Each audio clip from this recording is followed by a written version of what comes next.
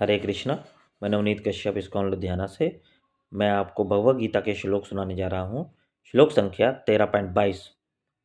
पुरुषे प्रकृतिस्थो हि मुण्कते प्रकृति जान गुणान कारणम गुण संगोस्ते सत्सद्योनि जन्मसु।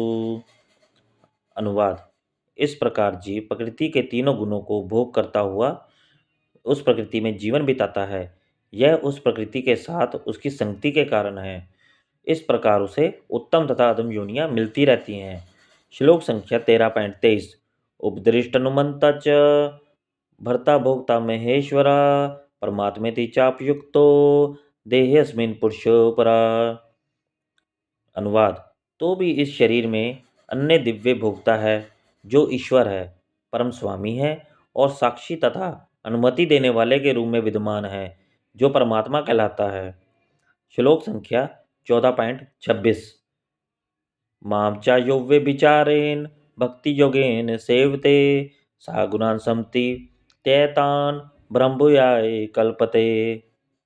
अनुवाद: जो समस्त परिस्थितियों में अविचलित भाव से पूर्ण भक्ति में प्रवृत्त होता है, वह तुरंत ही प्रकृति के गुणों को लांघ जाता है और इस प्रकार ब्रह्म के स्तर तक पहुंच सकता है। श्लोक संख्या 15.7। ममेवांशो जीवलोके जीवभूते सनातने मने षष्ठानि इंद्रियाणि प्रकृतिस्थानि कर्षति। अनुवाद: इस बद्ध जगत में सभी जीव मेरे शाश्वत अंश हैं। बद्ध जीवन के कारण वे 6 इंद्रियों से घोर संघर्ष कर रहे हैं, जिसमें मन भी शामिल है। श्लोक संख्या 15.15। सर्वस्य चाहम हृदि सन्निविष्टो मते स्मृति ज्ञानम पौनम च वेदैश्च सर्वैरमे वेद्यो वेदांत कृद वेद विवेद विदेव चाहम।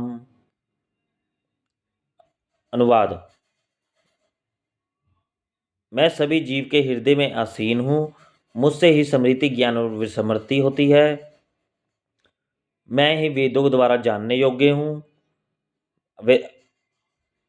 मैं वेदांत का संकलन करता तथा वेदों का जानने वाला हूँ।